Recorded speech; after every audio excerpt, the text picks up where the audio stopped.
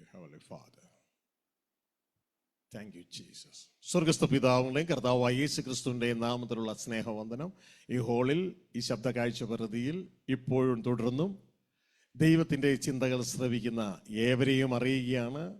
ദൈവത്തിൻ്റെ ജീവനും സമാധാനവും ഐശ്വര്യവും എല്ലാ നന്മകളും ക്രിസ്തുയേശുവിലൂടെ നിങ്ങളെ സമൃദ്ധമായി വസിക്കുവാനിടയാകട്ടെ.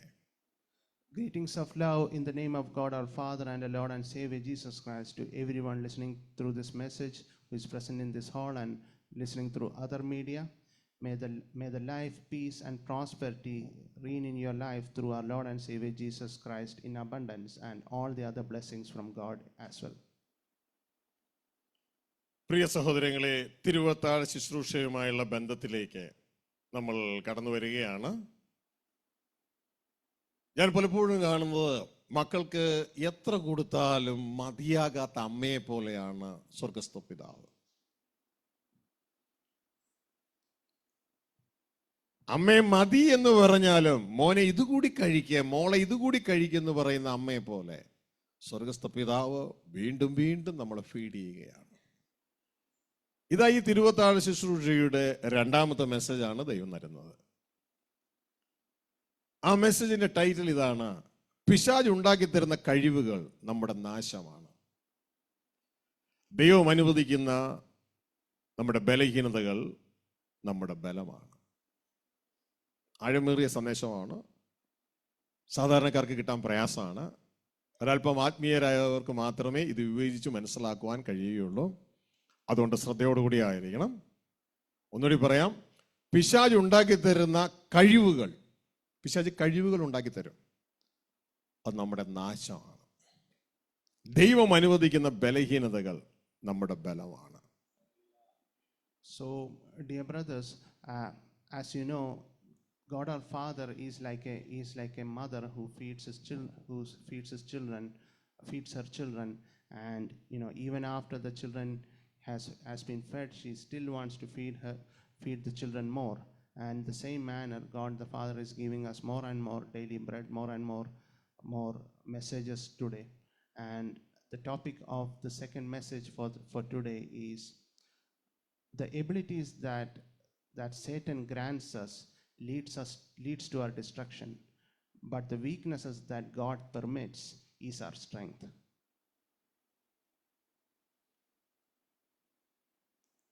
നിങ്ങൾ ചിന്തിക്കും, ഇത് എന്തൊരു മെസ്സേജാണ്, ഞങ്ങൾ ഇതുവരെ ഇങ്ങനത്തെ ഒരു മെസ്സേജ് കേട്ടിട്ടില്ലല്ലോ. പിശാച് ബലം ഉണ്ടാക്കി തരുമോ? തീർച്ചയായും. ദൈവം ബലഹീനത ഉണ്ടാക്കുമോ? തീർച്ചയായും. ദൈവം നമ്മളിൽ ബലഹീനത ഉണ്ടാക്കിയാൽ അത് നമ്മുടെ ബലമാണ്.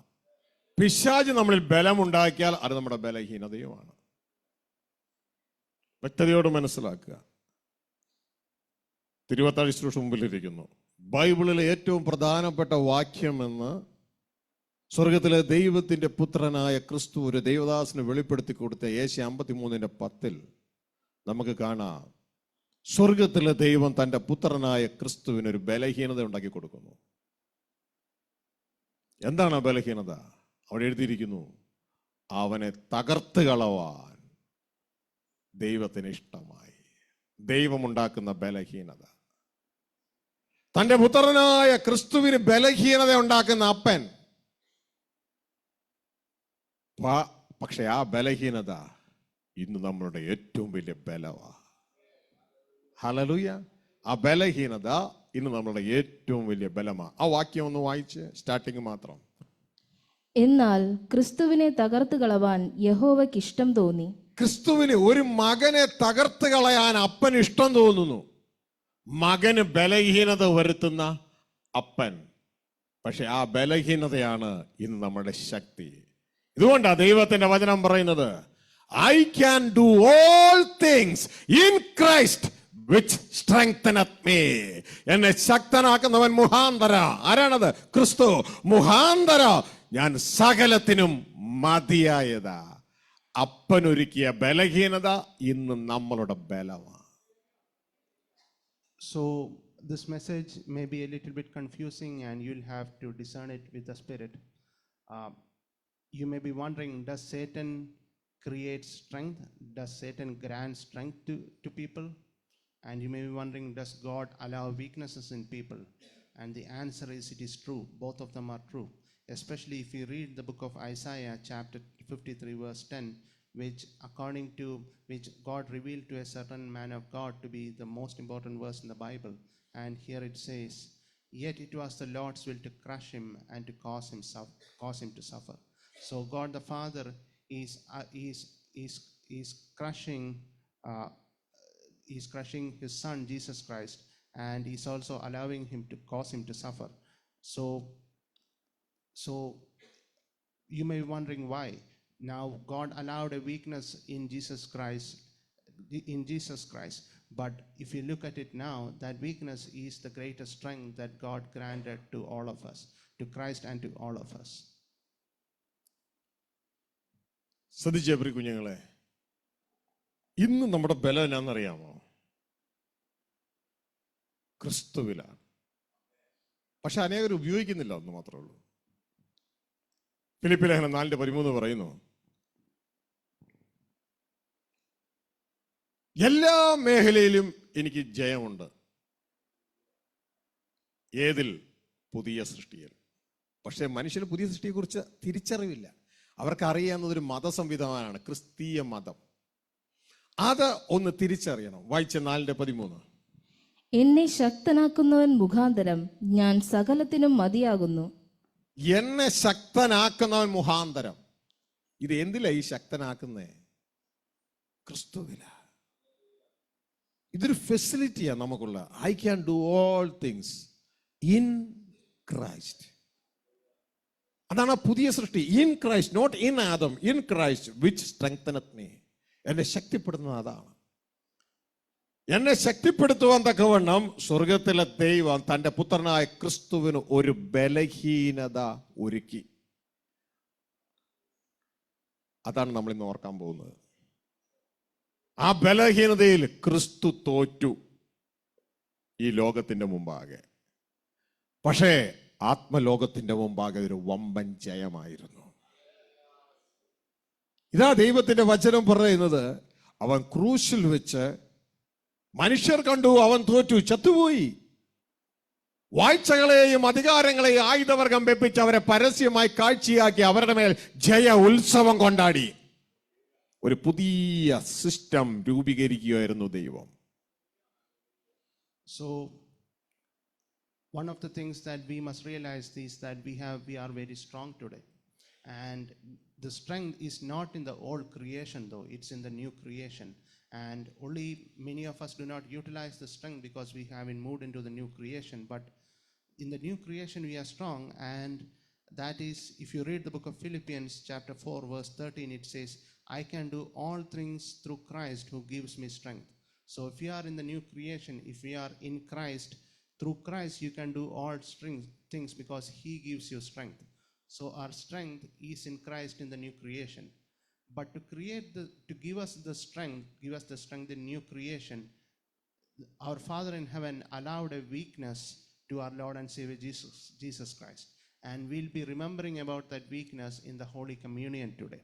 And Jesus Christ died on the cross, and everybody thought that he lost. After all, he died. But then in the spiritual realm, he gained a huge victory, as the Bible says that he caused the powers and principalities to lay down their arms and gain public victory over them. പ്രിയ സഹോദരങ്ങളെ, ഇനി മറ്റൊന്നിലേക്ക് കിടക്കട്ടെ. ഇന്ന് നമുക്ക് പലർക്കും ഇഷ്ടം പിശാച് ഉണ്ടാക്കി തരുന്ന ബലത്തിലാണ്. പിശാച് ഉണ്ടാക്കി തരുന്ന ബലം നമ്മുടെ നാശമാണ്. അവൻ ആദ്യം ബലം ഉണ്ടാക്കി കൊടുത്തത് തന്റെ പ്രസംഗത്തിലൂടെ,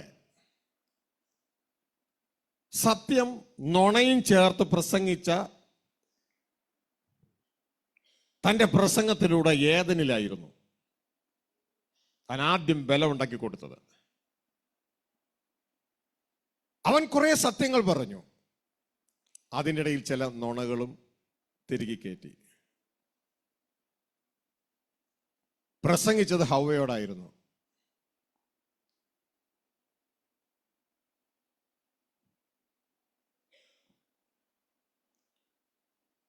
അതിലൂടെ ഇവർക്ക് ചില ബലം കൊടുത്തു, ഓഫർ കൊടുത്തു.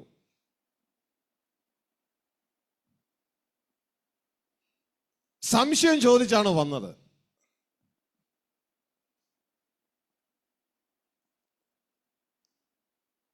ആ സംശയം ചോദിക്കുന്നതിലൂടെ അവൻ ചില ബലം ഇവർക്ക് പകർന്നു. സത്യമായിരുന്നു, പക്ഷെ ആ ബലം മനുഷ്യരുടെ ബലഹീനതയായിരുന്നു. അതെങ്ങനെ നിങ്ങൾ ചോദിച്ചു കഴിഞ്ഞാൽ, അവൻ ആദ്യം ചോദിച്ചത് വാസ്തവമായി ഈ വൃക്ഷത്തിന്റെ ഫലം തിന്നരുതെന്ന് ദൈവം കൽപ്പിച്ചിട്ടുണ്ടോ? സംശയമാണ്. ഇന്നും പലരും സമീപിക്കുന്ന ആ രീതിയിലായിരിക്കും, സംശയം ചോദിച്ചുകൊണ്ടായിരിക്കും. കുറച്ചു നേരം കഴിയുമ്പോൾ അവരുടെ തനി നിറം വെളിയിലേക്ക് വരാൻ തുടങ്ങും.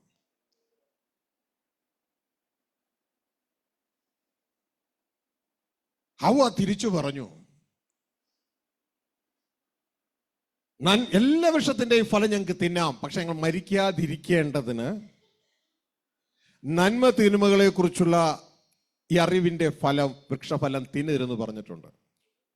ഉടനെ സാത്താൻ തുടർന്നു, നിങ്ങൾ മരിക്കയില്ല നിശ്ചയം. ഇത് സത്യമാണോ? സത്യമാണോ? സത്യമാണ്. എല്ലാ ജഡികർക്കും ഇത് സത്യമാണ്.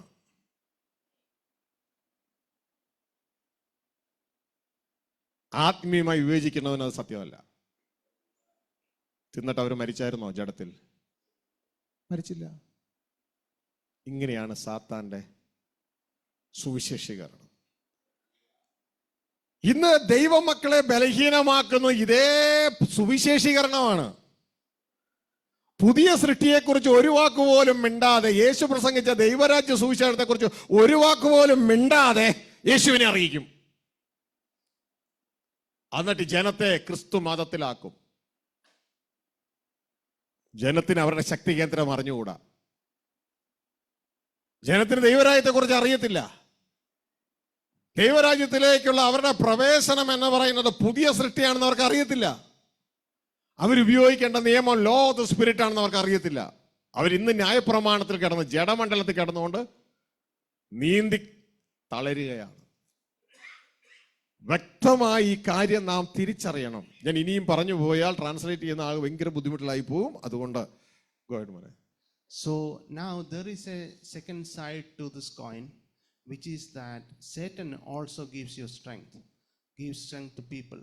You may wonder how, where is the example for that?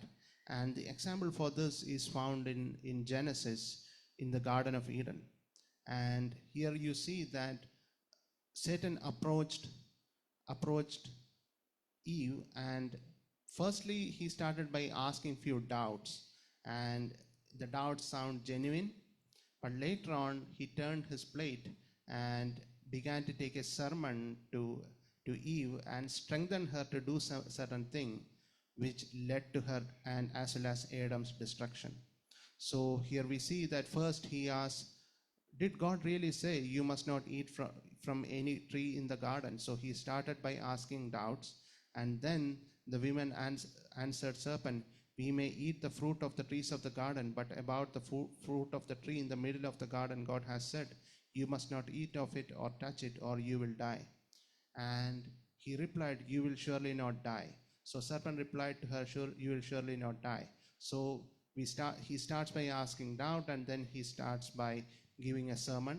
And those who are of the fleshly realm, who discern by the flesh, will feel that what Satan said is true, because Eve actually ate the fruit and she didn't die at that point of time. But those who discern by the Spirit realizes that Eve died spiritually at that point of time. So we should be careful about this.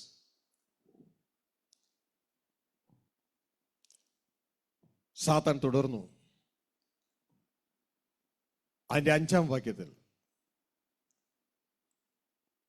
അത് തിന്നുന്ന നാളിൽ നിങ്ങളുടെ കണ്ണ് തുറക്കുകയും നിങ്ങൾ നന്മ തിന്മകളെ അറിയുന്നവരായി ദൈവത്തെ പോലെ ആകുകയും ചെയ്യും എന്ന് ദൈവം അറിയുന്നു എന്ന് പറഞ്ഞു. സാത്താൻ ഒരു മനുഷ്യനെ എംപവർ ചെയ്യുന്നുണ്ടോ? എംപവർ ചെയ്യുന്നുണ്ടോ? നിങ്ങൾ ദൈവത്തെ പോലെയാകും.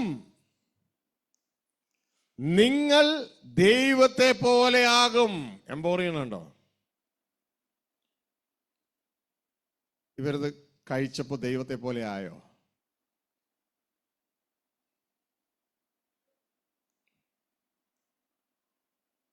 ശ്രദ്ധിച്ച് മനസ്സിലാക്കുക. നിങ്ങൾ പറഞ്ഞു ദൈവത്തെ പോലെ ആയില്ല എന്ന്.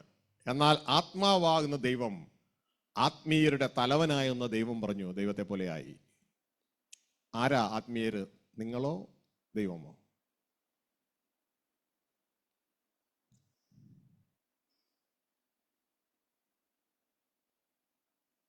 സാത്താൻ പറഞ്ഞു തിന്നാൽ നിങ്ങൾ ആരെ പോലെയാകും? ദൈവത്തെ പോലെ ആകും. തിന്നു കഴിഞ്ഞ ശേഷം സഹോദരങ്ങളെ നിങ്ങൾ ജഡ്ജ് ചെയ്തു, ദൈവത്തെ പോലെ ആയോ ഇല്ലയോ എന്ന്. നിങ്ങൾ പറഞ്ഞു ആയില്ല എന്ന്. ദൈവം പറഞ്ഞു ആയെന്ന്. ഞാൻ ആര് പറഞ്ഞ വിശ്വസിക്കണം?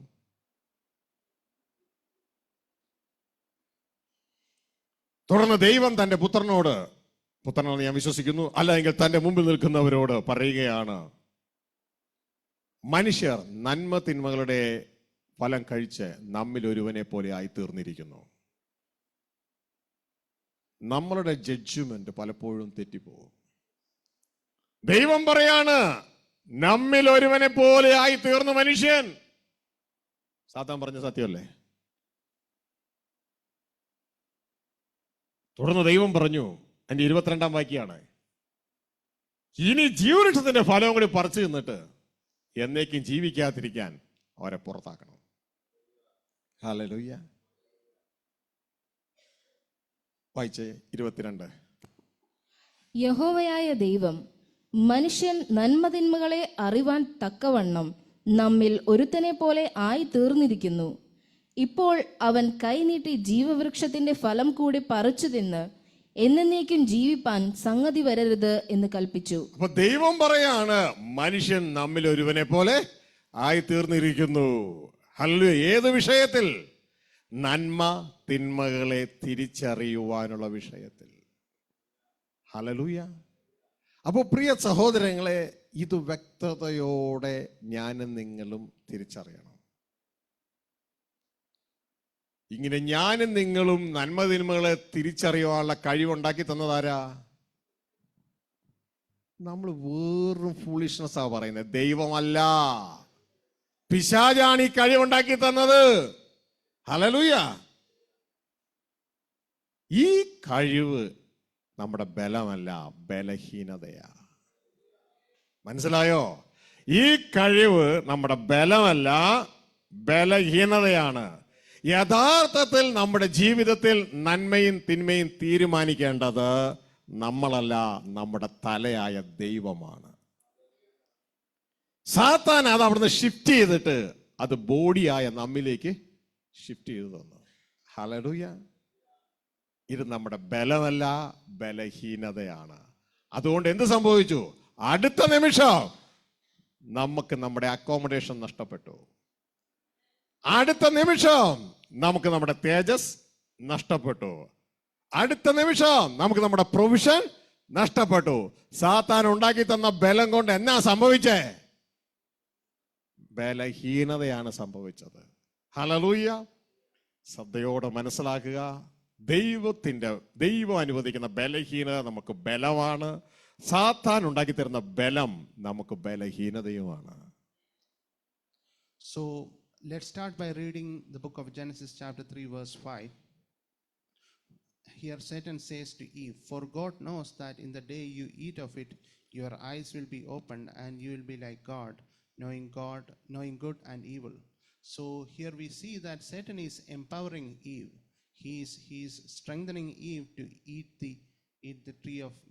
of the tree of the knowledge of good and evil, and he's providing strength to Eve to do that. And it is based on the strength that she ate of the fruit of the tree of knowledge of good and evil. And what happened after that? As Satan said here, you will be like God. Did she become like God? According to her and Adam, she probably did not become like God. But in fact, according to God, they did become like God. If we read the book of if we read verse 22 here, God himself says, "Then the Lord God said, Behold, the man has become like one of us, knowing good and evil. And now lest he reach out his hand and take also from the tree of life and eat and live forever." So we have Satan deceiving the woman, and mankind getting the ability to discern, ability to know of good and evil. Now this ability was given through Satan, and we may think that this is a good ability, but the strength that was given by Satan is actually a great weakness for us. And what did it result in? It resulted in us losing our glory and being driven out of the Garden of Eden, because whatever strength that Satan gave, it resulted in weakness, while on the other hand, the weaknesses that God gave resulted in our strength. And the reason here being that we are the body and not the head, and the discerning of good and evil should have been done by the head, who is God our Father, who will tell us how to do. On the other hand, here the body tried to take over as the head, and in the end that resulted in a great weakness and mankind losing everything. പ്രിയ സഹോദരങ്ങളെ, ഇതിന്റെ ഫലമായി എന്ത് സംഭവിച്ചെന്നറിയാമോ? ഉൽപ്പത്തി 2:7 ജീവനുള്ള ദേഹിയായി ദൈവത്തെക്കാൾ അല്പം മാത്രം താഴ്ത്തി തേജസ്സും ബഹുമാനവും അണിയിച്ച് സൃഷ്ടിച്ച മനുഷ്യൻ അവിടെ നിന്ന് ഡിമോട്ട് ചെയ്യപ്പെടുകയും അവൻ വെറും ജഡരൂപിയായി മൃഗത്തെ പോലെ കാഴ്ചയാൽ ജീവിക്കുന്നവനുമായി തീർന്നു. ഇതാണ് ഉൽപ്പത്തി 6:3 യഹോവയായ ദൈവം പറയുന്നത്. അപ്പോൾ യഹോവ മനുഷ്യനിൽ എൻ്റെ ആത്മാവ് സദാകാലവും വാദിച്ചുകൊണ്ടിരിക്കുകയില്ല, അവൻ ജഡം തന്നെയല്ലയോ. ദൈവം വാക്കുമാറി പറയുന്നു. നേരത്തെ പറഞ്ഞു അവൻ ജീവനുള്ള ദേഹിയായിരുന്നു, ഇപ്പോ അവൻ വെറും ജഡതലത്തിലേക്ക് താണുപോയി, മൃഗതലത്തിലേക്ക് താണുപോയി. ആരുടെ എംപവറിങ്ങാ? സാത്താൻ എംപവർ ചെയ്തതാ. ഹല്ലേലൂയ. നന്മയും തിന്മയും തിരിച്ചറിയാൻ തക്കവണ്ണം സാത്താൻ എംപവർ ചെയ്തു. ചുരുക്കി പറഞ്ഞാൽ, ദൈവം എന്ന തലയിൽ നിന്ന് ലോ ഓഫ് ദ സ്പിരിറ്റിൽ ആരംഭിക്കേണ്ട മനുഷ്യൻ അവിടെ നിന്ന് ആരംഭിക്കാതെ തന്നിൽ നിന്ന് തന്നെ താൻ തന്നെ നന്മയും തിന്മയും തീരുമാനിച്ച് തന്നിൽ നിന്ന് ആരംഭിക്കാൻ തുടങ്ങി. ഇത് മനുഷ്യന്റെ ബലമല്ല, ബലഹീനതയാണ്. So what came of this strengthening by Satan? What happened was, in the book of Genesis chapter 2, man was created slightly lower than God, clothed with glory and honor. But because of the strengthening of Satan, man lost his glory and honor. And finally, if we come to the book of Genesis chapter 6, God says about the same man who was once clothed with glory and honor. So the Lord said, My spirit will not contend with him forever, for he is mortal. His days shall be 120 years. So here, God says that his spirit is not able to will not contend with man, as in his conscience. The spirit will not guide man's conscience forever, because man is mortal. And what happened was that we who are supposed to be guided by God the Father, the body that is supposed to be guided by head, suddenly decided to guide himself, and based on that we lost our glory and honor and lost everything. പ്രിയ സഹോദരങ്ങളെ, ഇവിടെ ഇങ്ങനെയെങ്കിൽ യഥാർത്ഥ ദൈവത്തിന്റെ ശുശ്രൂഷകരുടെ duty എന്തായിരിക്കും?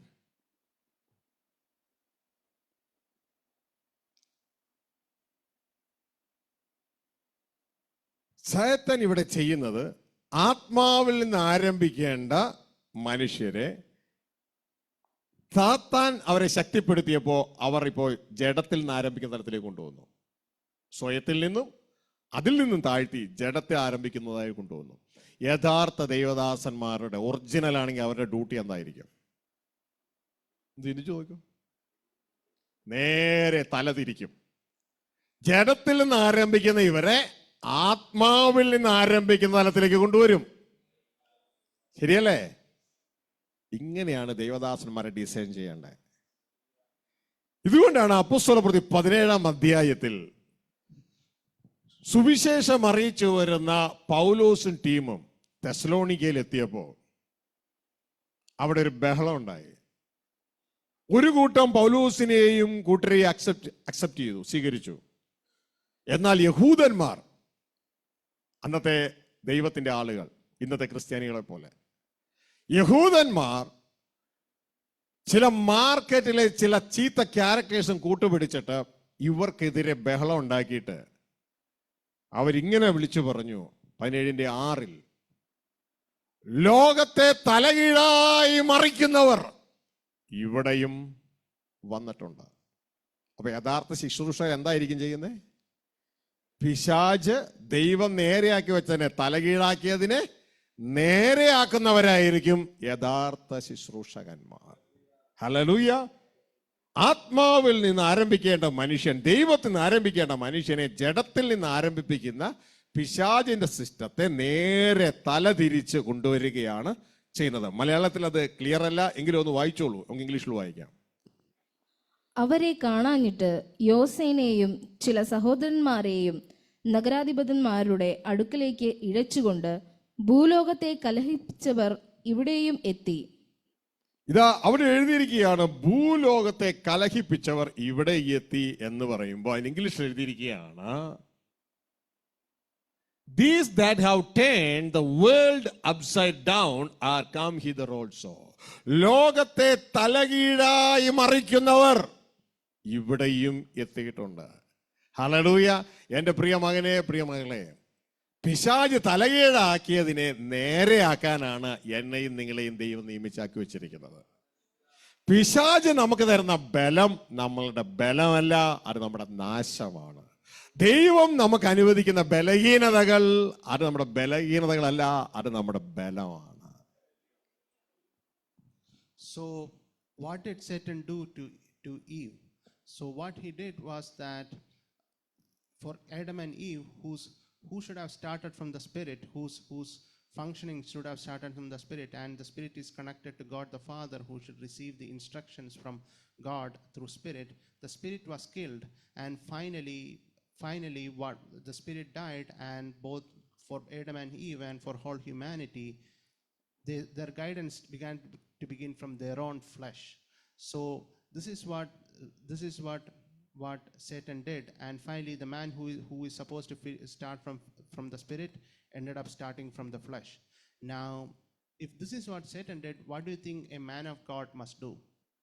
A man of God, a servant of God, must be doing the exact opposite. He must be directing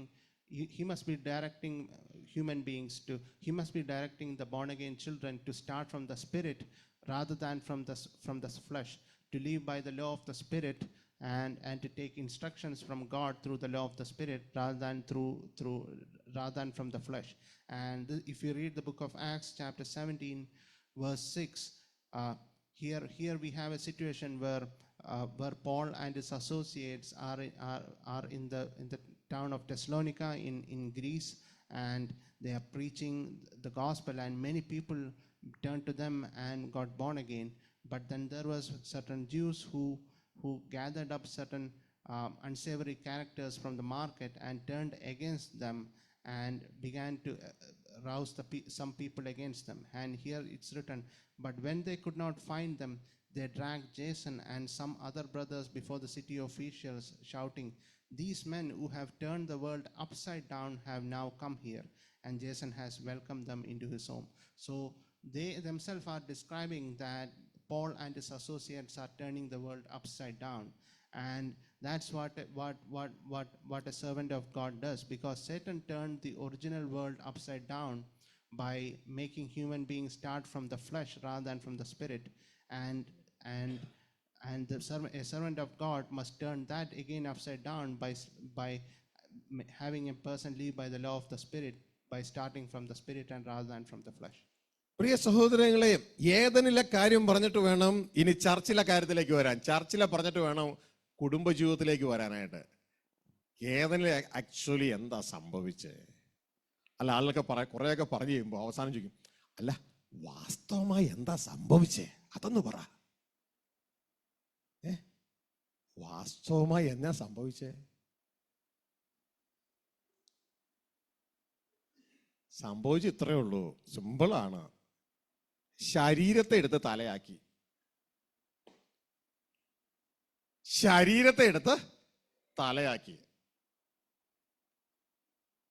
ഒന്നല്ല, രണ്ടെണ്ണം. ശ്രദ്ധിച്ചാ മതി. സർവത്തിന്റെയും തലയാരാ? ദൈവം അല്ലേ? ദൈവത്തിന്റെ ബോഡിയായി നിൽക്കേണ്ടതാണ് ആദം.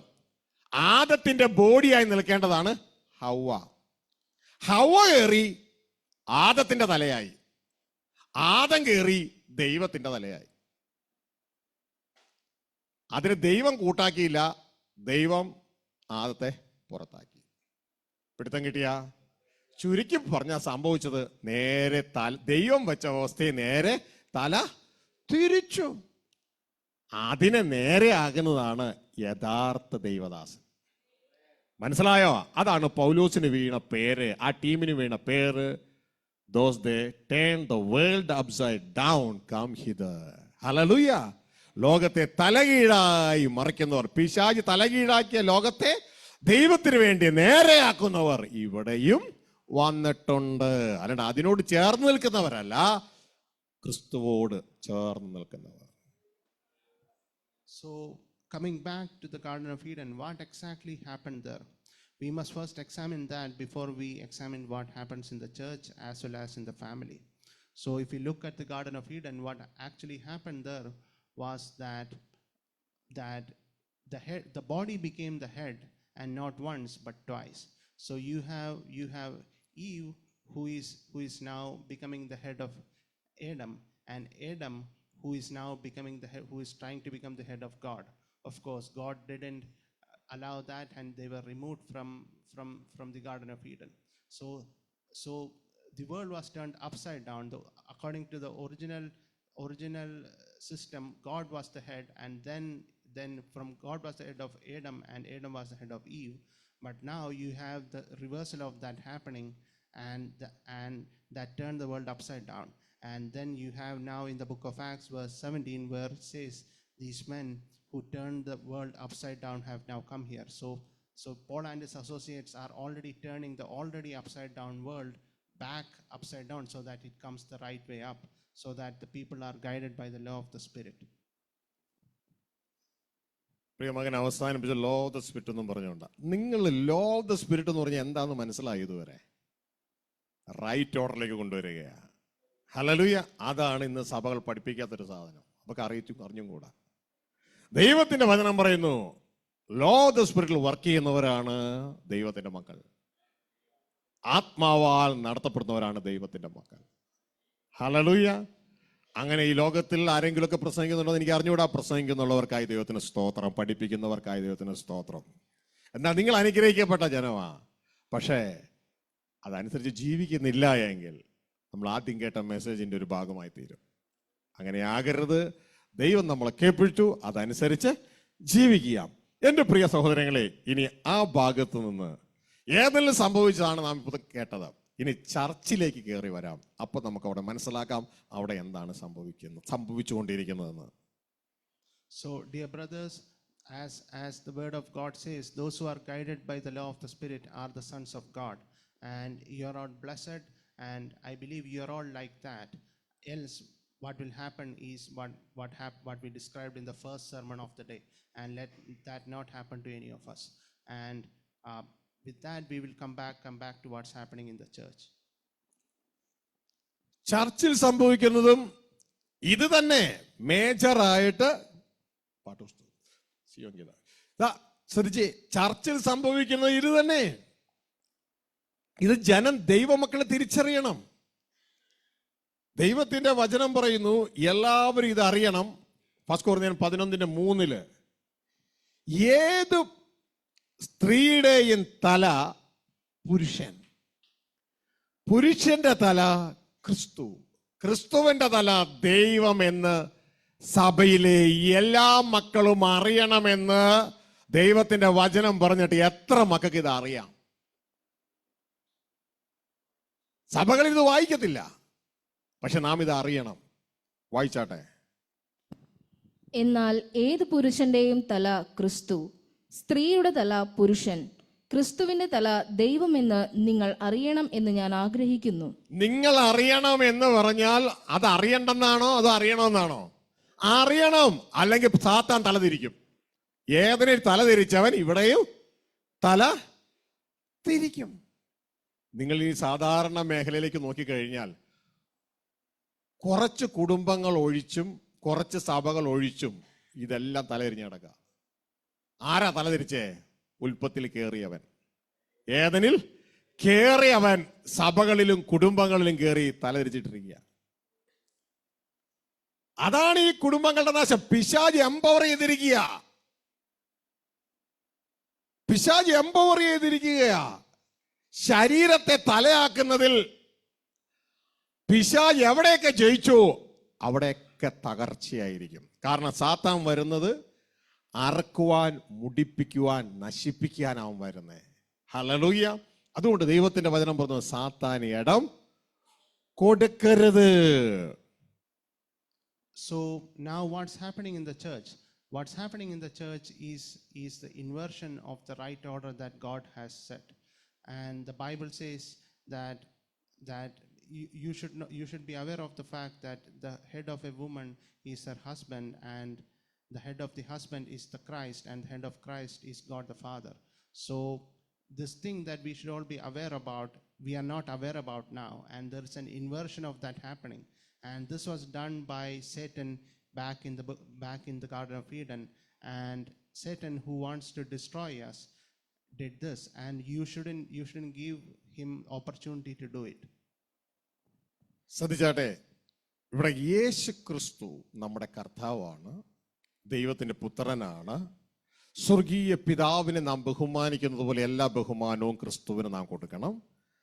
അത് നാം ചെയ്തുകൊണ്ടിരിക്കുമ്പോൾ തന്നെ സഭകളുടെ ഉള്ളിൽ ഒരു മൂവ്മെന്റ് നടക്കുന്നത് കാണാം. പിതാവിനെ അങ്ങ് ഒഴിവാക്കി പുത്രനെ ആ സ്ഥാനത്തേക്ക് പൊക്കിക്കൊണ്ടുവന്ന് വരുന്ന ഒരു രംഗം നമുക്ക് കാണാൻ കഴിയും. ഇത് ബൈബിളിലെ രംഗമല്ല, ദൈവികമല്ല, ഇത് പൈശാചികമാണ്. ഹല്ലേലൂയ. ക്രിസ്തുവിന്റെ തലയാണ് സ്വർഗസ്ഥ പിതാവ്, അത്യുന്നതനായ ദൈവം. ആര് പറഞ്ഞു? വിശുദ്ധ ബൈബിൾ പറഞ്ഞു. അത് മാറ്റാൻ പിശാചിനെ അനുവദിക്കരുത്.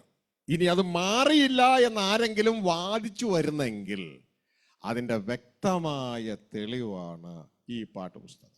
ഈ പാഠപുസ്തകം മാത്രമല്ല, ലോകത്തിലുള്ള പാഠപുസ്തകങ്ങളിൽ നല്ലൊരു പങ്കും. ഇതാണ് സിയോൻ ഗീതാവലി എന്ന് പറഞ്ഞ പാഠപുസ്തകം. ഏകദേശം 2000-ലധികം പാട്ടുകൾ ഇതിലുണ്ട്. ഇതിലെ പാട്ടുകളിൽ പിതാവിൻ്റെ പാട്ടുകൾ കുറഞ്ഞ് ഒരാളെ വെച്ച് എണ്ണിച്ചപ്പോൾ അദ്ദേഹം എണ്ണി പറഞ്ഞ 74 പാട്ട്. 74, 5% പോലും, 100 കൂട്ടിക്കോ 5% പോലും ഇല്ല. ഇങ്ങനെ പയ്യെ ദുഷ്ടനായ പിശാച് നമ്മൾ പോലും അറിയാതെ അപ്പനെ ഒഴിവാക്കുകയാണ്. ഇതിലൂടെ പിശാച് എന്താ ചെയ്യുന്നേ?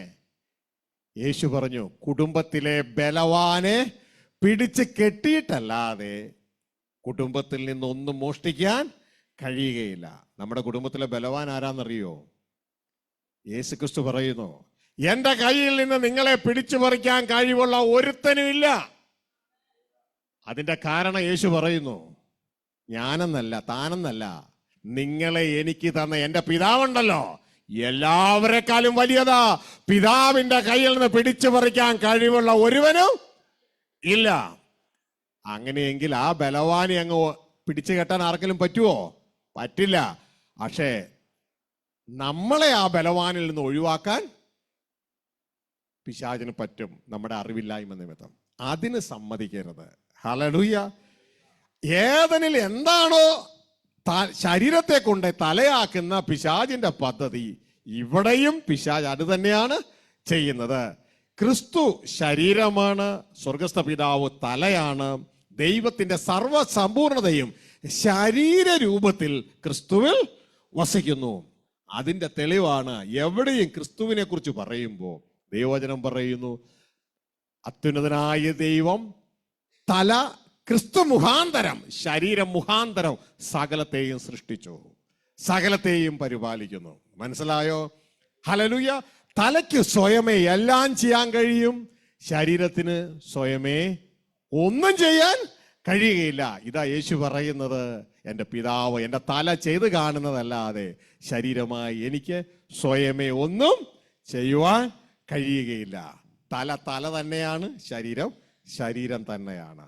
ഇത് രണ്ടും കൂടെ ഒന്നാണ്, തലയും ശരീരവും. തല ശരീരം മുഖാന്തരം സ്വർഗീയ പിതാവ് ക്രിസ്തു മുഖാന്തരം സകലതും സൃഷ്ടിച്ചു, സകലതും പരിപാലിക്കുന്നു. സ്വർഗീയ പിതാവിന് സ്വയമേ എല്ലാം കഴിയും, ക്രിസ്തുവിന് സ്വയമേ ഒന്നും കഴിയില്ല. എല്ലാം പിതാവിൽ നിന്ന് ആരംഭിച്ചു വേണം ലോ ദ സ്പിരിറ്റിൽ തനിക്കത് ചെയ്തെടുക്കാൻ. So, what's happened? Let's examine the inversion that Satan is doing in the church. We all call Jesus Christ our Lord and Savior, and that is fine. But then what we do is that we try to invert the order between God the Father and our Lord and Savior Jesus Christ. We try to keep Jesus Christ above our God the Father. Not we. The devil is doing these things. The devil through the church tries to keep Jesus Christ above God the Father, and one proof of that is the songbook that is before you, which is Sion Gidavali, and pastor had someone count the songs in that book about Jesus Christ, and out of the more than 2,000 songs, there about around 74 were about God the Father. Rest all were about Jesus Christ. And even if we include that to 100 songs about God the Father, that is still only about 5% of the songs that are about God the Father, and rest about Jesus Christ. So we can see the inversion that happened in the church, where Satan is trying to push the Father out of the church. And why is Satan doing that? Because the Bible says that Jesus Christ says that unless you tie up the strong man in a house, you cannot rob the house. And Jesus Christ also says that nobody can pluck you from my hands, because you were given to me by because God the Father because my Father in heaven who gave you to me is stronger than all. So Jesus Christ is saying very clearly that God the Father is the strong man of the family, and he is the strongest being in the universe. So as long as he is in the family, nobody can do anything to you. Amen. So it is Satan's endeavor that to remove God the Father from the church, so that then he can do whatever he wants in the church. And Jesus Christ is the body, is as the Bible says that the glory of God in his fullness resides in bodily form in Jesus Christ. So God the Father is the head, and Jesus Christ is the body. And Jesus Christ also says that I cannot do anything other than what my Father has shown me. So God the Father is able to do everything, but Jesus Christ is not able to do anything unless God the Father shows him. And God the Father honors Jesus Christ, and this is evident in the creation because everything that God did through Jesus Christ. All the creation was done through Jesus Christ. So we should be aware of this. പ്രിയ സഹോദരങ്ങൾ, ഒരുപക്ഷെ നിങ്ങൾ ആദ്യമായിട്ട് കേൾക്കുന്നവർക്ക് ഇത് വിശ്വസിക്കാൻ ബുദ്ധിമുട്ടുണ്ടാകും. അങ്ങനെയുള്ളവർ നിങ്ങൾ ഇനിയുള്ള ദിവസങ്ങളൊന്ന് പരിശോധിക്കുക. നിങ്ങൾ ഈ ലോകത്തിലെ ഏതെങ്കിലും ചർച്ചകളിലൊക്കെ പോകുമ്പോൾ അവിടെ പാടുന്ന പാട്ടുകളൊന്ന് ശ്രദ്ധിക്കുക. ഇതാ ശ്രദ്ധിക്കുക, ഒരു 3 പാട്ടാണ് അവിടെ പാടുന്നതെങ്കിൽ അത് 3 പുത്രനെ കുറിച്ച് മാത്രമായിരിക്കും. ഹല്ലേലൂയ. ഇനി ഒരു മാസം ഇതാ ഒരു 12 പാട്ട് പാടിയാൽ അതിൽ 1 2 പിതാവിന് കിട്ടിയെങ്കിൽ കിട്ടി. ഹല്ലേലൂയ. എല്ലാ ഞായറാഴ്ചയും 3 12 പാട്ട് പാടിയാൽ 1 2 പിതാവിന് കിട്ടിയെങ്കിൽ കിട്ടി. ഇത് ജനം മനസ്സിലാക്കുന്നില്ല. ജനം മനസ്സിലാക്കുക. പുത്രനെ ബഹുമാനിക്കേണ്ടെന്നല്ല ഈ പറയുന്നത്. ദൈവവചനം പറയുന്നു പിതാവിനെ ബഹുമാനിക്കുന്നത് പോലെ നാം പുത്രനെ ബഹുമാനിക്കണം. അപ്പൊ ആദ്യം ആരെ ബഹുമാനിക്കേണ്ടേ? പിതാവിനെ. മനസ്സിലാവുന്നുണ്ടോ? ഓർഡർ തെറ്റരുത്. എന്നിട്ട് അതുപോലെ വേണം പുത്രനെ ബഹുമാനിക്കാൻ. അല്ലാണ്ട് പിതാവിനെ ഒഴിവാക്കി പുത്രനെ ബഹുമാനിക്കാൻ ഏതെങ്കിലും ബൈബിൾ പറഞ്ഞിട്ടുണ്ടോ? ഇല്ല. പിതാവിന് ബഹുമാനം കുറച്ച് പുത്രനെ കൂട്ടാൻ പറഞ്ഞിട്ടുണ്ടോ? പിന്നെ നമ്മൾ എന്ത് കാണിക്കണേ? നമ്മൾ കാണിക്കുകയല്ല, നമ്മളെ പിശാച് നമ്മളറിയാതെ വലിച്ചോണ്ട് പോവുകയാ, ഏതിനെ കൊണ്ടുപോയതുപോലെ. ഹല്ലേലൂയ. B balanced. ബൈബിളിന്റെ ബാലൻസ് വിട്ട് മുകളിലേക്കോ താഴേക്കോ പോകരുത് എന്ന് പ്രത്യേകം ഓർപ്പിക്കുകയാ. ഇതൊക്കെ ഞാൻ ശ്രദ്ധിക്കുക. ഞാനൊക്കെ അടുത്ത വേറെ പോയിന്റ് ചെക്ക് ചെയ്യാൻ ഞാനൊക്കെ ഗ്രീറ്റിങ്സ് പറഞ്ഞുകൊണ്ടിരുന്നപ്പോൾ ഞാൻ ആകെപ്പാടെ ഇങ്ങനെ പറയുള്ളൂ. കാരണം എൻ്റെ മുമ്പിലുള്ള തലമുറ പഠിപ്പിച്ചത് ഞാൻ പറയുന്നത് യേശുക്രിസ്തുവിന്റെ നാമത്തിൽ വന്ദനം. തെറ്റൊന്നുമില്ല. പക്ഷേ ഞാൻ വിശുദ്ധ ബൈബിൾ നോക്കിയപ്പോൾ എല്ലാ ലേഖനങ്ങളും ആരംഭിക്കുന്നത്, ഞാൻ പിതാവിനെ ഒഴിവാക്കിയ വന്ദനം പറഞ്ഞുകൊണ്ടിരുന്നേ. എല്ലാ ലേഖനങ്ങളും, നിങ്ങൾ റോമ ലേഖനം മുതൽ അങ്ങ് അറ്റെടുത്ത് നോക്കിക്കോ, എല്ലാ ലേഖനങ്ങളും ആരംഭിക്കുന്നത് സ്വർഗസ്ഥ പിതാവിന്റെയും പുത്രനായ യേശു ക്രിസ്തുവിന്റെയും നാമത്തിൽ വന്ദനം പറഞ്ഞുകൊണ്ടാണ്. നാം പോലും അറിയാതെ പിതാവിനെ നാം പുറത്താക്കി. ഹല്ലേലൂയ. ഏതെങ്കിലും ഒരു ലേഖനം വായിക്കാം തെളിവിനായി. ഏതെങ്കിലും ഒരു ലേഖനം വായിച്ച സിസ്റ്ററെ? ഹല്ലേലൂയ. ഗലാത്യ ലേഖനം, അല്ലെങ്കിൽ ഫിലിപ്പിയ ലേഖനോ, അല്ലെങ്കിൽ ഏതെങ്കിലും ഒരു ലേഖനം വായിച്ച് സ്റ്റാർട്ടിങ്. അടുത്ത് തരാം. ഗലാത്യർ 1:3. പിതാവായ ദൈവത്തിങ്കൽ നിന്നും നമ്മുടെ ദൈവവും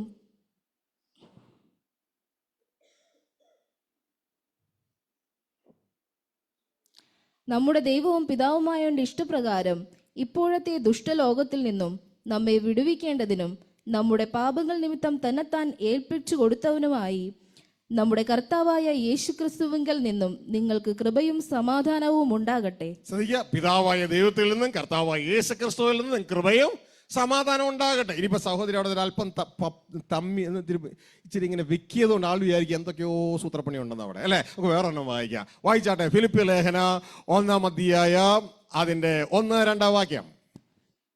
ക്രിസ്തേശുവിന്റെ ദാസന്മാരായ പൗലോസും തിമോത്തിയോസും ഫിലിപ്പിയിൽ ക്രിസ്തേശുവിലുള്ള സകല വിശുദ്ധന്മാർക്കും അധ്യക്ഷന്മാർക്കും ശുശ്രൂഷകന്മാർക്കും കൂടെ എഴുതുന്നത് നമ്മുടെ പിതാവായ ദൈവത്തിങ്കൽ നിന്നും, ശ്രദ്ധിച്ചേ, ആദ്യം നമ്മുടെ പിതാവായ ദൈവത്തിങ്കൽ നിന്നും കർത്താവായ ക്രിസ്തേശുവിങ്കൽ നിന്നും നിങ്ങൾക്ക് കൃപയും സമാധാനവും ഉണ്ടാകട്ടെ. കേട്ടോ?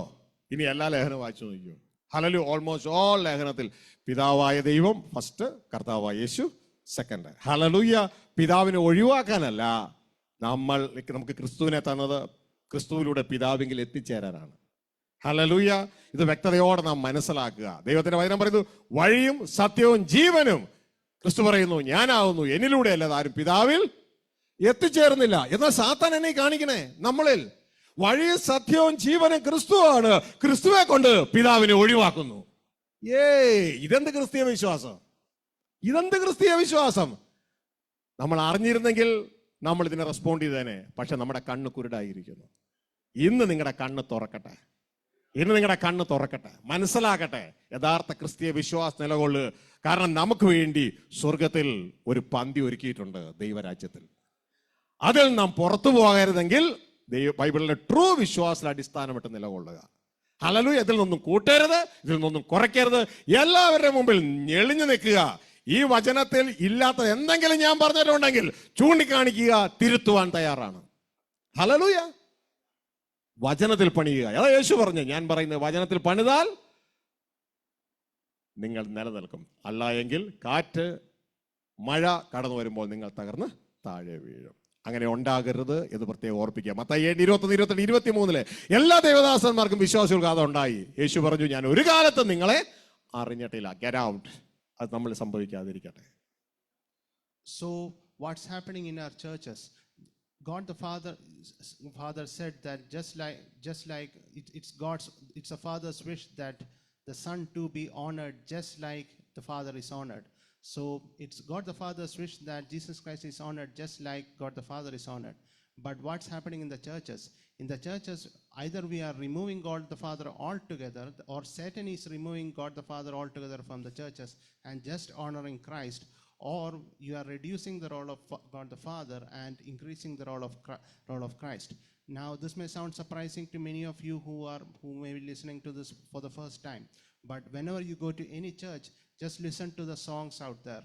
And if there are 3 songs that are sung, all 3 will be about Jesus Christ.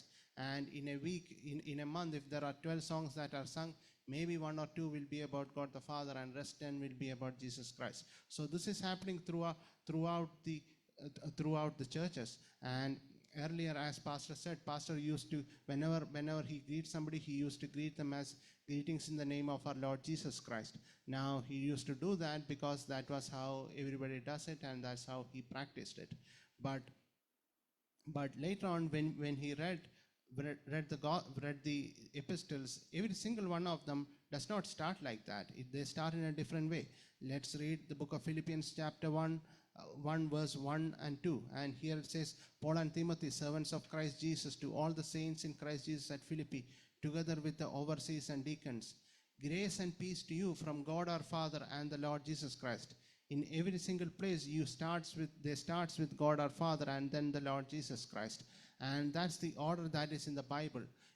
You shouldn't add to the Bible or remove from it. You shouldn't change the balance that's already there in the Bible that God wants. And we should be careful about that. മക്കളെ, നമ്മൾ ഏദനിൽ നിന്ന് തുടങ്ങി സഭയിലേക്ക് വന്നു. ഇനി അവിടെ നിന്ന് ഫാമിലിയിലേക്ക് കിടക്കാം, കുടുംബജീവിതത്തിലേക്ക് കിടക്കാം.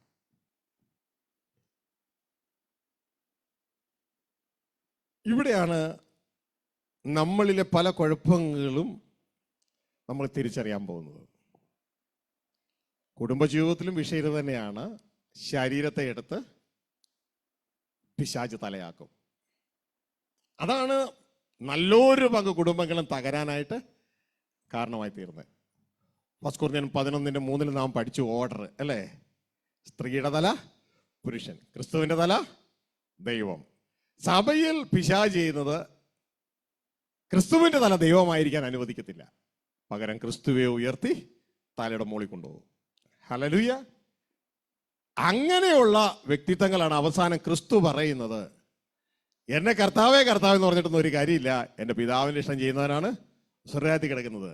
ക്രിസ്തു എപ്പോഴും തൻ്റെ അപ്പനെ തലയായി തന്നെയാണ് കൈകാര്യം ചെയ്യുന്നത്. നമ്മളുടെ കൂപമണ്ഡൂപക ബുദ്ധിയാണ് പിശാച് ഉപയോഗിക്കുന്നത് തല തിരിക്കാൻ. ഇനി കുടുംബത്തിലേക്ക്, ഫാമിലിയിലേക്ക് വരുമ്പോൾ കുടുംബ തകർച്ച ഇല്ലാതിരിക്കണോ? ശ്രദ്ധിക്കുക, ഈ ഒരു പ്രിൻസിപ്പിൾ നമ്മൾ ശ്രദ്ധിച്ചാൽ മതി. ഹല്ലേലൂയ.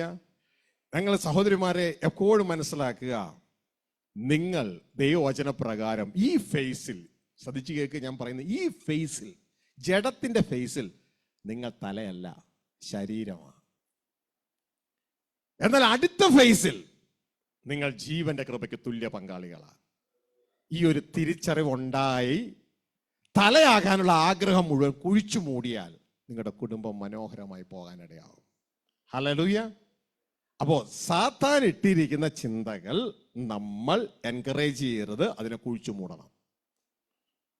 ഇനി കുടുംബം തകർന്നവരുടെ ലിസ്റ്റ് ഒന്ന് എടുത്താൽ അതിൽ പ്രധാനമായി ഒരു 80% ഈ സിസ്റ്റം പിന്തുടരാത്തത് കൊണ്ടാണ് അവർ തകരാനിടയായത്.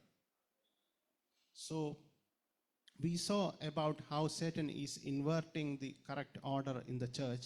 And what is the correct order? The correct order is that, but I want, in the book of 1 Corinthians chapter 11, it says, but I want you to understand that the head of every man is Christ, and the head of the woman is man, and the head of Christ is God. So this is the correct order. And Satan is inverting this order in the church, as we saw. But Jesus Christ does not allow that. Jesus Christ, in the book of Matthew, the Gospel of Matthew, he says, it's not who calls me Lord, Lord, who will enter the kingdom of heaven, but those who do the will of the Father. So Jesus Christ is always submitted to his Father in heaven. But now we saw how Satan is inverting the order in the church. Now let's see how Satan is inverting the order in the family. And in the family, as it is written here, the head of the woman is man.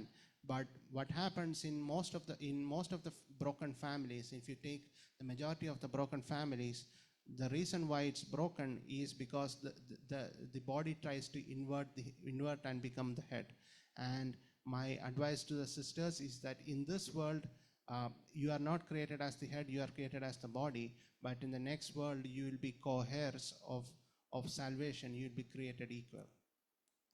ഈ കുടുംബജീവിതത്തെ തകർക്കാൻ വേണ്ടി സാത്താൻ ഏദനിൽ വെച്ച് തന്നെ, സഹോദരിമാരെ, നിങ്ങളുടെ ഉള്ളിൽ ഒരു ഇഞ്ചക്ഷൻ തന്നിട്ടുണ്ട്.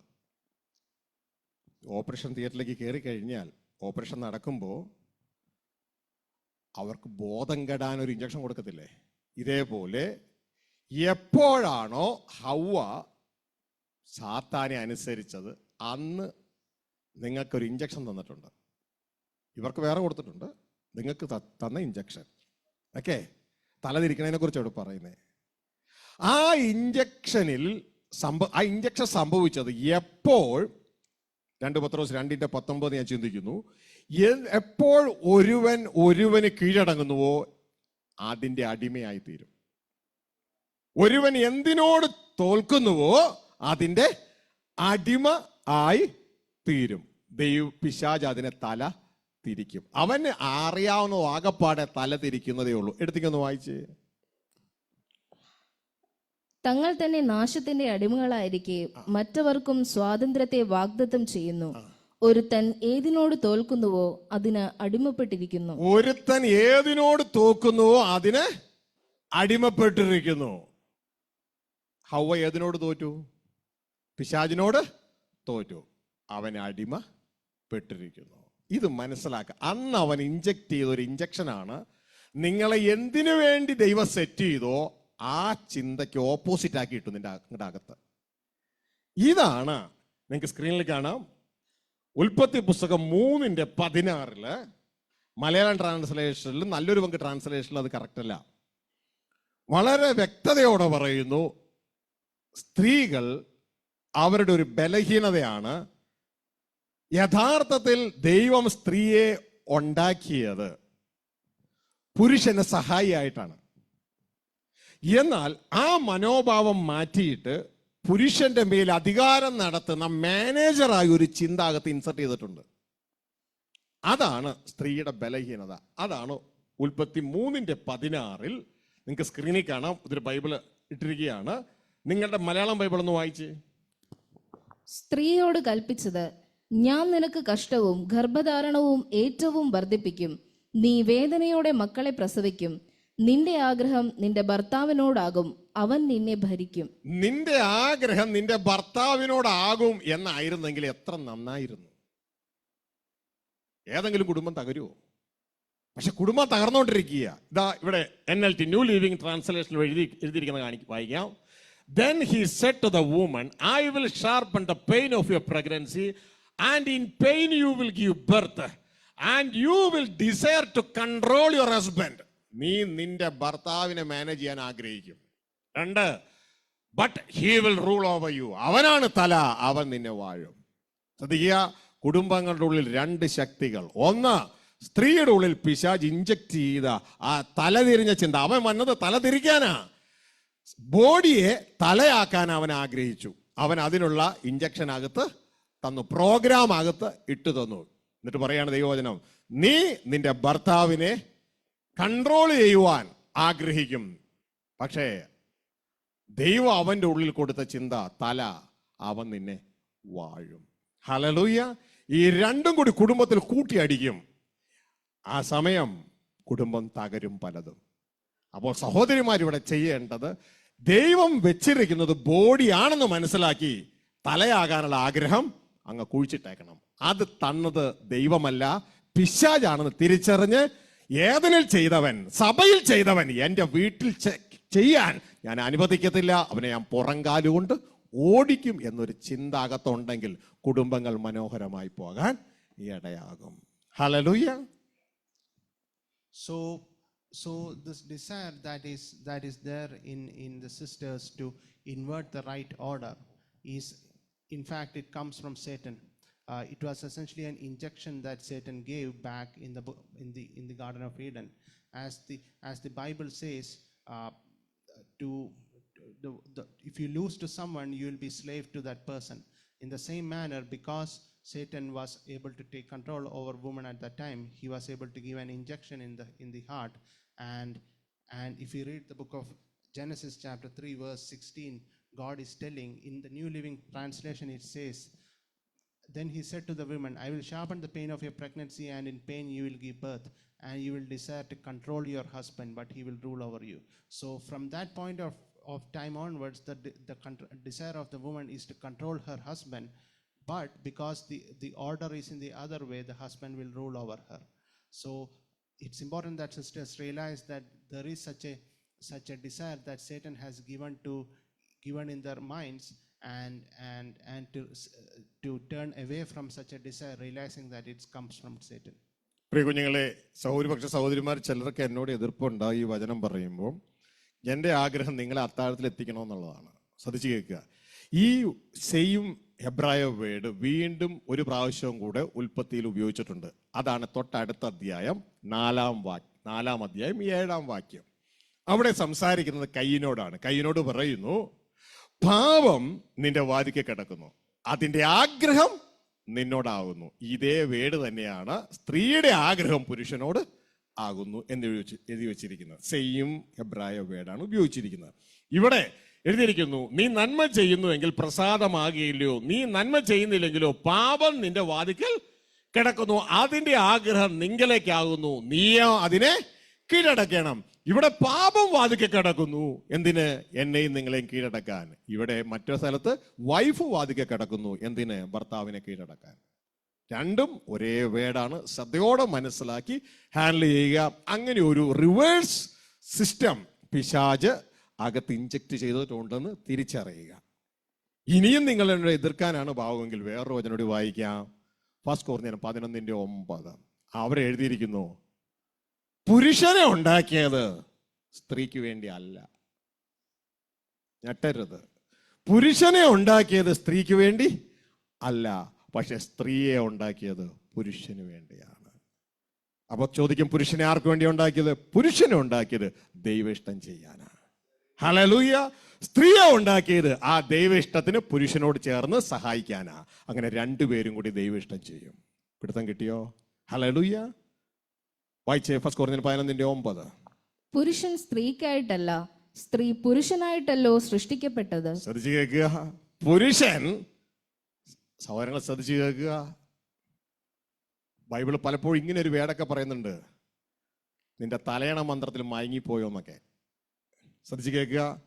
പുരുഷനെ സൃഷ്ടിച്ചത് സ്ത്രീക്ക് വേണ്ടി അല്ല, പക്ഷെ സ്ത്രീയെ സൃഷ്ടിച്ചത് പുരുഷന് വേണ്ടിയാണ്. വ്യക്തമായിട്ട് മനസ്സിലായോ? പുരുഷൻ തല, സ്ത്രീ ശരീരം, body. So the same Hebrew word that is used in Genesis 3 is again used in Genesis 4, and this time it's for Cain. And Cain is angry that God is more happy with Abel's offering than with him, and God is telling him, why are you angry, said the Lord to Cain, and why has your countenance fallen?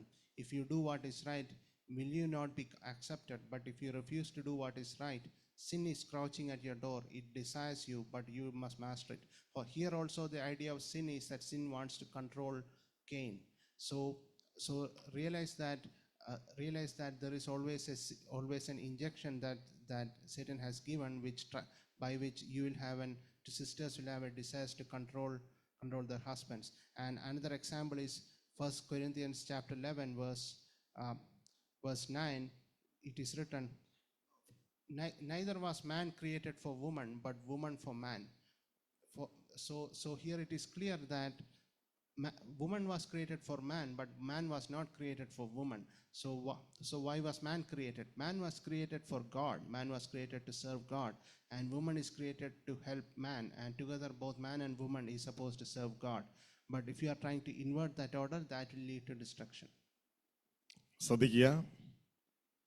ഞാൻ ധാരാളം പേര് ഈ ജീവിതത്തിൽ കണ്ടിട്ടുണ്ട്, ധാരാളം കുടുംബങ്ങളെ. ഒരു 4 എണ്ണം ഞാൻ പറയാം, അതോടുകൂടി നമ്മൾ പ്രാർത്ഥിച്ച് അവസാനിപ്പിക്കുക. ഈ 4 എണ്ണത്തിലും 3 എണ്ണവും തകർന്നു പോയി, ഒരെണ്ണം മാത്രം നിലനിൽക്കുന്നുണ്ട്. അതിൽ കേസ് കേട്ട് ഓരോന്ന് പറയാം.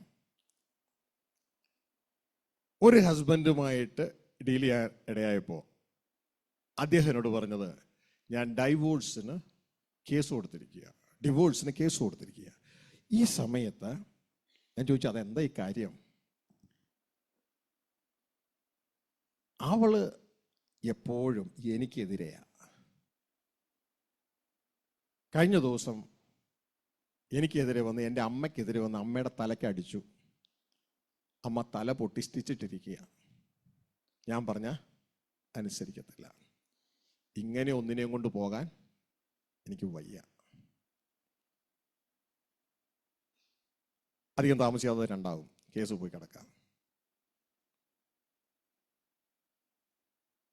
അദ്ദേഹത്തിന് കുറ്റം പറഞ്ഞത് ആരെയാണെന്നറിയാമോ? ആ പെണ്ണിൻ്റെ അമ്മയും അപ്പനെയാണ്. ഒരു കൊച്ചിനെ കൊടുക്കുമ്പോൾ എങ്ങനെ ജീവിക്കണമെന്ന് വളർത്തി പറഞ്ഞു കൊടുക്കണം. മറ്റൊന്ന് ഞാൻ കേൾക്കുവാനിടയായത്, ഈ അപ്പനും അമ്മയെ സ്നേഹം മൂത്ത് പെണ്ണിൻ്റെ അപ്പനും അമ്മയും ഈ പെങ്കൊച്ചിനൊരു വീടുണ്ടാക്കി കൊടുത്തു. ആ വീട്ടിൽ വേണം ആര് താമസിക്കാൻ?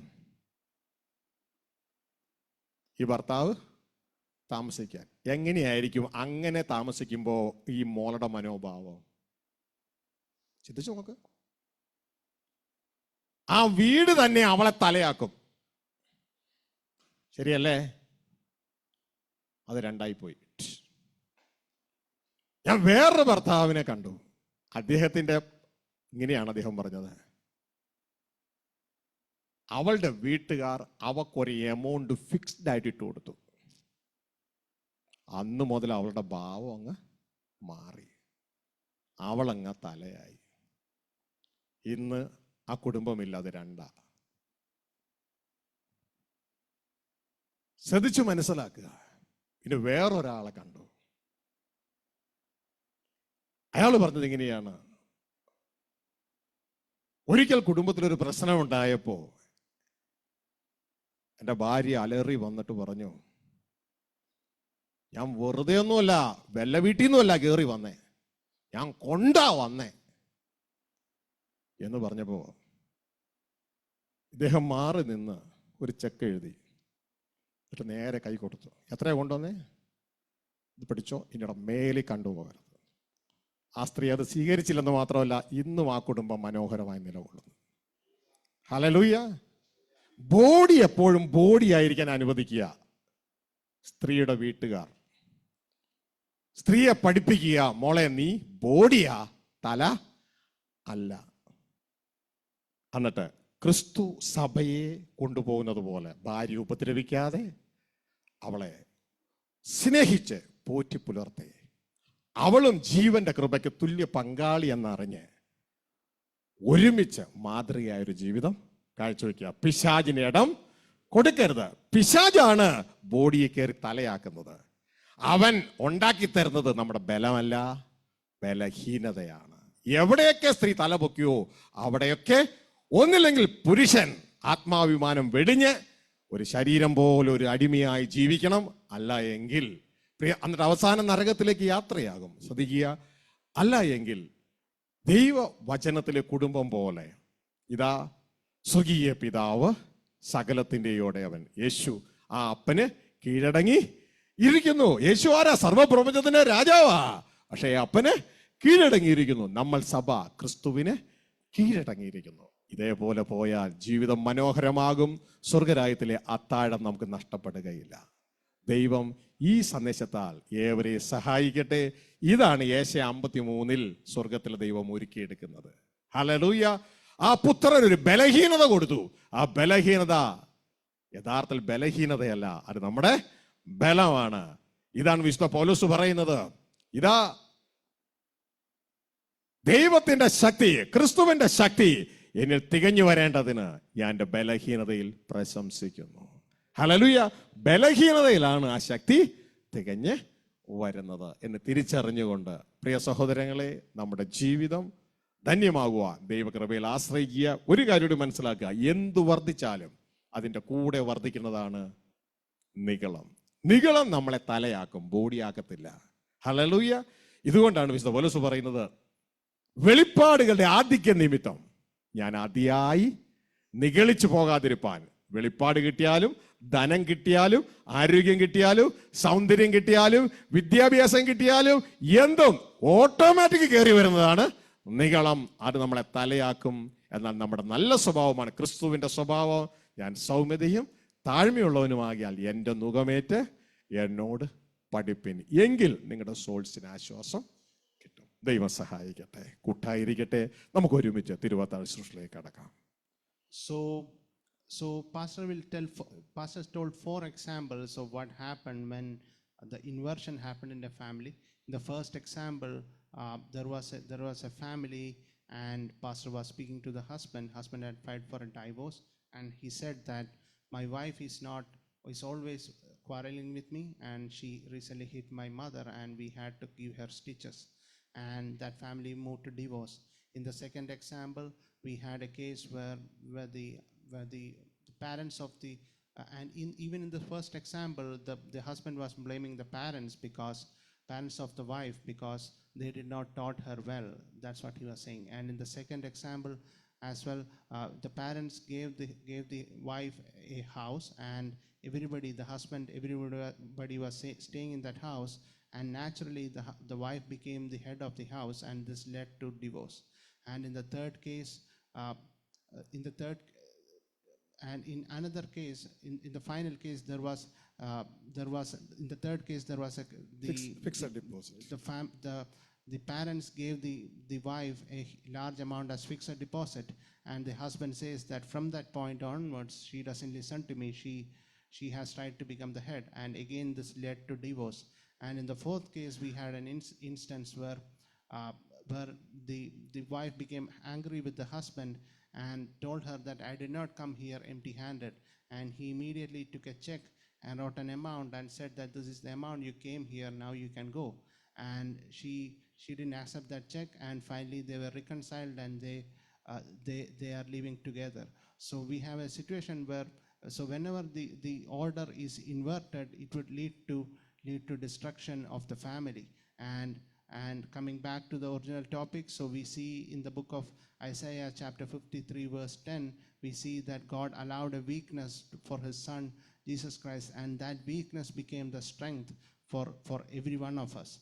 And in the same manner, in the book of Corinthians, 2 Corinthians, Paul says that I would boast in my weakness, because it is in my weakness that God's strength is completed, God's strength is revealed.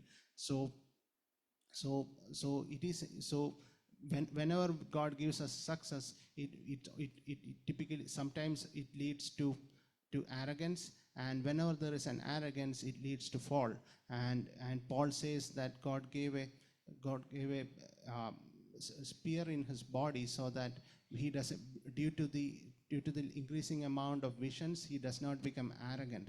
And may God bless us with all these messages, and do not try to invert the order, and do not try to be part of what we described in the first sermon, so that let all of us enter the kingdom of heaven and sit with our Father in heaven and our Lord and Savior Jesus Christ in the heavenly feast.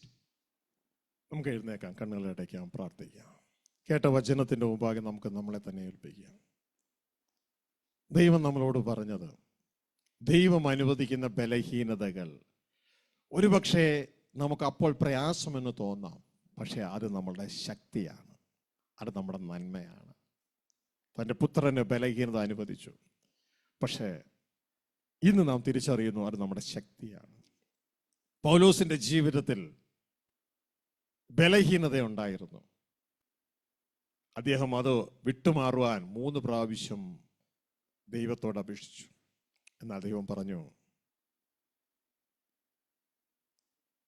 ബലഹീനതയിൽ എൻ്റെ ശക്തി നിന്നിൽ തികഞ്ഞു വരുന്നു.